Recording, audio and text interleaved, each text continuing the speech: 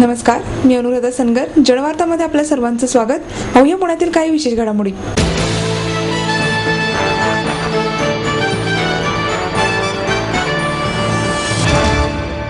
राज्यात त्रिशंकू परिस्थितीमुळे विकासाची गाडी रुळावरून घसरेल अशी भीती मुख्यमंत्री पृथ्वीराज चव्हाण यांनी व्यक्त केली.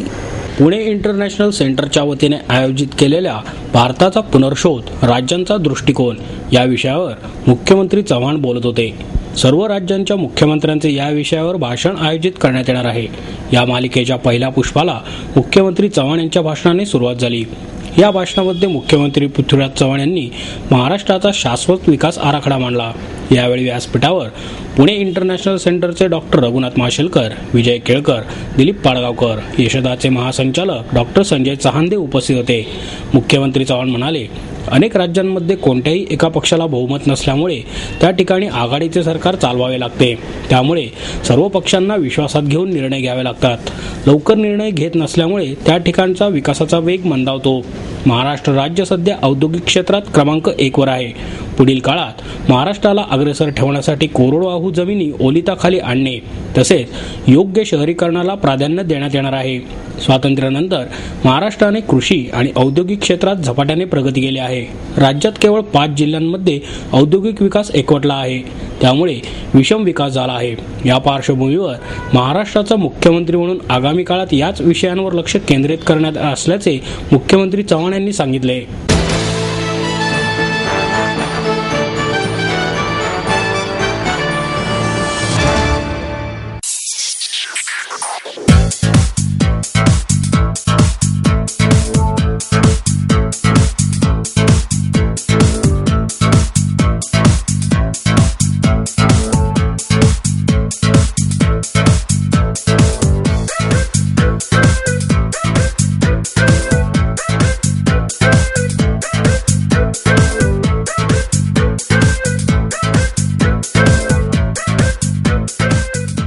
माहेर सोडून सासरी आले. इथे प्रेमाची मायेची माणसं होती. पण माझं भविष्य सुरक्षित आहे याचा आनंद, आत्मविश्वास वाढवणारा होता. Samruddha Jeevan multistate multipurpose cooperative society limited. गुंतवणूक भावनांची, आनंद लक्षावधीचा. Samruddha Jeevan multistate multipurpose cooperative society limited.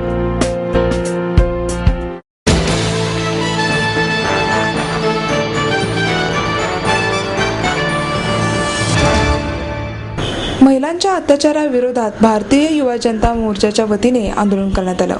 मुख्यमंत्र्यांच्या कार्यक्रमस्थळी जाण्याचा प्रयत्न करणाऱ्या भाजपच्या 250 कार्यकर्त्यांना पोलिसांनी ताब्यात घेऊन तासाभरानंतर सोडून दिले. मुंबईत युवतीवर झालेले अत्याचार तसेच स्त्री अत्याचाराच्या घटनांमध्ये झालेली वाढ या पार्श्वभूमीवर भाजप युवा मोर्चाच्या वतीने आंदोलन करण्यात आले. यशदात मुख्यमंत्री पृथ्वीराज चव्हाण एका कार्यक्रमासाठी आले होते.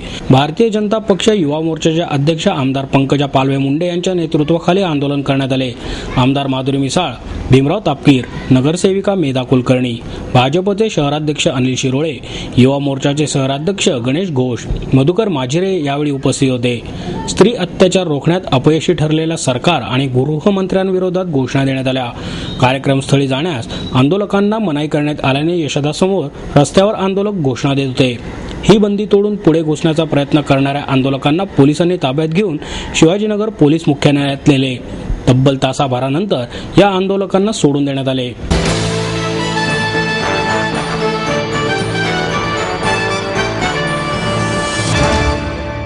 आमदार विनायक निमन यांच्यावर राजकीय आक्षेपोटी खटले दाखल करण्यात आले आहेत, अशा शब्दात मुख्यमंत्री पृथ्वीराज चव्हाण यांनी आमदार निमन यांची क्लीन चिट केली. बाणेर येथील सर्वे नंबर 39 मधील रस्त्यांच्या मालकीवरून आमदार निम्मण आणि निवृत्त विंग कमांडर अरुण देशमुख यांच्यात वाद झाला होता. या प्रकरणी देशमुख यांनी दिलेल्या तक्रारीवरून निमण यांच्या विरोधात गुन्हा दाखल करण्यात आला आहे. तसेच देशमुख यांनी याबाबत मुख्यमंत्री आणि उपमुख्यमंत्र्यांकडे तक्रार केली होती. या संदर्भात पत्रकार परिषदेत बोलताना चव्हाण म्हणाले, बाणेर येथील जमिनीच्या मालकीच्या वादावरून आमदार विनायक निमण यांच्यावर राजकीय आक्षेपोटी त्यांना बदनाम करण्यासाठी खटले दाखल करण्यात आले आहेत. याबाबतच्या वस्तुस्थितीची माहिती घेतली असता ही जमीन आमदार निमण यांच्याच मालकीची असल्याचे सांगत चव्हाण यांनी निमण यांना क्लीन चिट दिली. काही दिवसांपूर्वी निमण यांनी रस्ता बळकावून मारहाण केल्याची तक्रार माझ्याकडे करण्यात आली होती. या जमिनीच्या वादाबाबत निमण यांच्याकडून माहिती घेतली होती. या संदर्भात महापालिका आयुक्त महेश पाठक यांच्याकडून जमिनीच्या मालकीबाबत माहिती घेतली असता निमण यांनी दिलेली माहिती योग्य आहे. जमीन निमण यांच्याच मालकीची आहे, त्यामुळे रस्ता देण्याचा प्रश्न उद्भवत नाही. रस्त्याबाबत जो वाद आहे तो संबंधित आपापसात मिटवतील. मात्र राजकीय आक्षेपोटी निमण यांना बदनाम करण्यासाठी त्यांच्यावर खटले दाखल करण्यात आले आहेत. मात्र या संदर्भात ज्या कायदेशीर बाबी आहेत त्या पूर्ण होतील असेही मुख्यमंत्री चव्हाण यांनी यावेळी स्पष्ट केले. मुख्यमंत्र्यांनीच यावर खुलासा केल्याने निमण यांना क्लीन चिट मिळाल्याचे मानले जात आहे.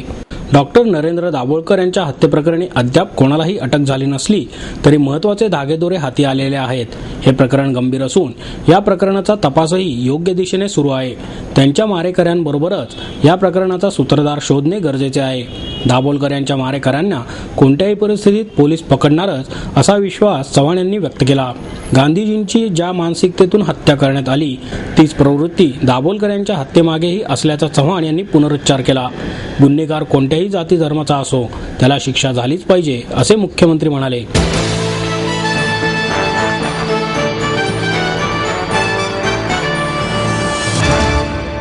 आई वडिलांनी पै जमवून मला शिकवण्याचा निर्णय घेतलेला कळत होता. माझ्या उच्च शिक्षणासाठी त्यांनी मला कायमचा आधार मिळवून दिला होता. त्यांनी स्वतःसाठी कधीच काही केलं नाही, पण माझ्यासाठी Samruddha Jeevan multistate multipurpose cooperative society limited. गुंतवणूक भावनांची, आनंद लक्षावधीचा.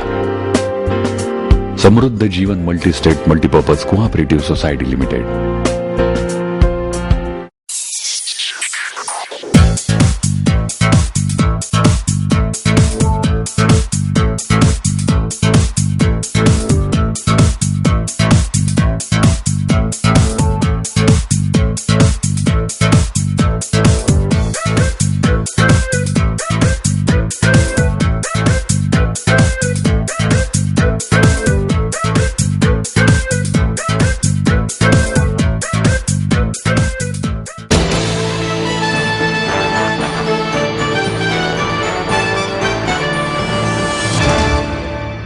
वनस्पती क्षेत्रातील जुने व नवे विद्वान पुण्यात एका अनोख्या कार्यक्रमातून एकत्र आले.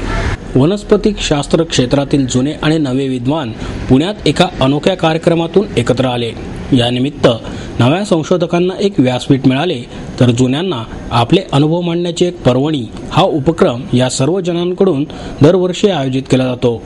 उद्याच्या नवीन संशोधकांच्या पाठीवर थाप देण्याची संधी जुने मान्यवर सोडत नाहीत तर नवेही त्यांना सेवानिवृत्तीनंतरही नव्या जोमाने योगदान देण्यास भाग पाडतात. या कार्यक्रमाला चित्रपट अभिनेते आणि दिग्दर्शक बाबा शेख, विकास वाघमारे, अमोल गुले, अक्षय कांबळे आदी उपस्थित होते. तसेच विधी क्षेत्रातील ॲडव्होकेट प्रफुल्ल पोतदार, ॲडव्होकेट साधना शहा, ॲडव्होकेट पेलपकर यांनीही आवर्जून उपस्थिती लावली होती. त्याचप्रमाणे पुना कॉलेजचे माजी मुख्याध्यापक डॉक्टर SN कोतवाल, MIT कॉलेजचे मुख्याध्यापक डॉक्टर TN मोरे, आगारकर इन्स्टिट्यूटचे doctor Ravindra Gande, doctor BG Kulkarni, doctor Sanjay Kumar Rahang Gadale, doctor Savita Rahang Gadale, Akshay Kamble, Vikas Waghmare यांची विशेष उपस्थिती या कार्यक्रमाला लाभली.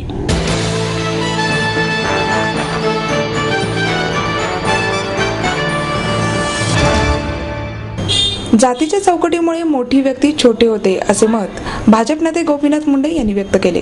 महाराष्ट्र राज्य मातंग समाज संघटनेच्या वतीने आयोजित लोकशाहीर अण्णाभाऊ साठे पुरस्कार वितरण कार्यक्रमात ते बोलत होते. यावेळी रिपाईचे नेते रामदास आठवले, संघटनेचे अध्यक्ष दिलीप कांबळे, आमदार नीलम गोरे, महात्मा फुले कृषी विद्यापीठाचे कुलगुरू तुकाराम गोरे, अनिल शिरोळे, आमदार माधुरी मिसाळ, कविता वैरागे आदी उपस्थित होते. यावेळी राज्य पातळीवरील पुरस्कार ज्येष्ठ शास्त्रज्ञ डॉक्टर रघुनाथ माशेलकर आणि लातूरच्या विवेकानंद रुग्णालयाचे डॉक्टर अशोक कुकडे यांना प्रदान करण्यात आला. गोपीनाथ मुंडे म्हणाले, अण्णाभाऊ साठेंचे साहित्य म्हणजे संघर्षाचे पुरावे. यामुळे प्रत्येक साहित्य संमेलनात त्यांच्या साहित्याला जागा मिळाली पाहिजे. तसेच साहित्य संमेलनात लोकसाहित्यालाही जागा मिळाली पाहिजे. असा काहीसा प्रयत्न मी केला होता. हा माझा प्रयत्न लोकसाहित्याला व्यासपीठ मिळवून देणारा पहिला आणि शेवटचाच ठरला. यानंतर असा प्रयत्न कुणीही केला नाही असेही त्यांनी सांगितले. माशेलकर म्हणाले, 40 वर्षांपूर्वी कोरिया आणि आपण एकाच पातळीवर होतो, मात्र आज कोरिया आपल्या तुलनेत 20 पटींनी पुढे गेला आहे.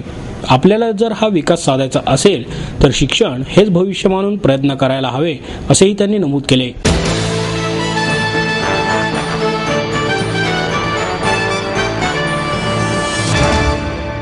आपको देता है एडमिशन के साथ अपॉइंटमेंट लेटर भी. B civil, computers, electronics, electronic and telecommunications, IT and mechanical. MA Computers, Electronics, IT and Mechanical, Diploma Engineering, Mechanical and Computer, MBA finance, HR end marketing. BCA, BBA, MBA end MCA for engineering और साथ ही D.Pharm, B.Pharm और M.Pharm भी. Siddhant International School CBSE from nursery to 5th standard. Siddhant College. Transport एवं hostel facility. 22 एकड़ का विशाल campus. AICT Delhi और Pune university द्वारा मान्यता प्राप्त.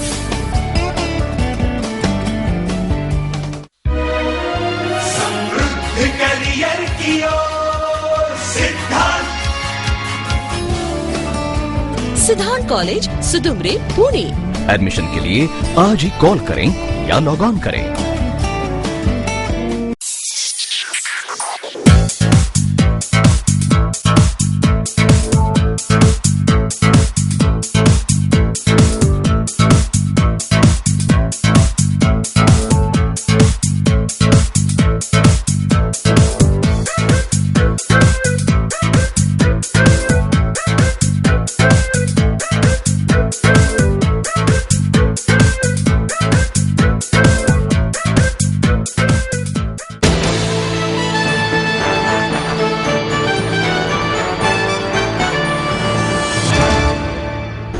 काँग्रेसमधून निलंबित असलेले खासदार सुरेश कलमाडी हे लोकसभेसाठी चांगले उमेदवार होऊ शकतात, असे मत आरपीआयचे अध्यक्ष रामदास आठवले यांनी केलं.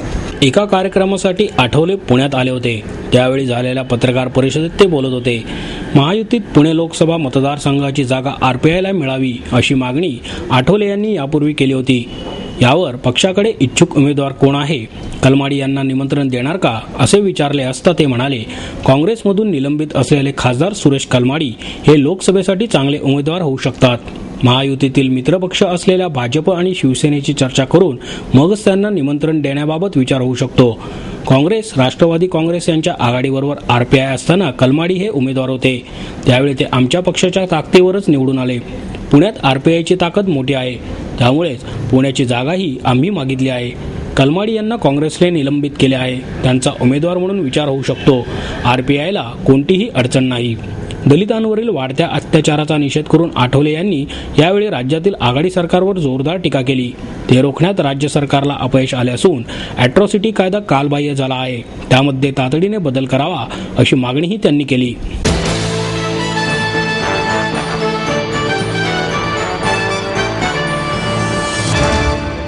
आपलं स्वप्न, आपलं मन, आपलं स्वतःचं घर हेच खरं धन.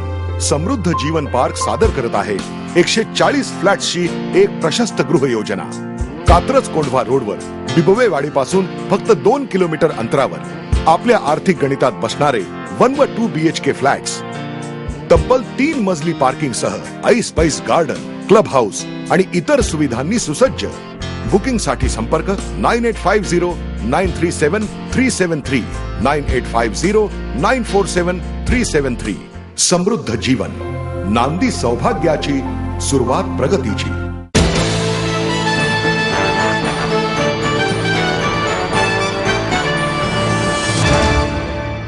आणि याबरोबरच आजचे बातमीपत्र संपले. उद्या पुन्हा भेटूया याच वेळी. नमस्कार.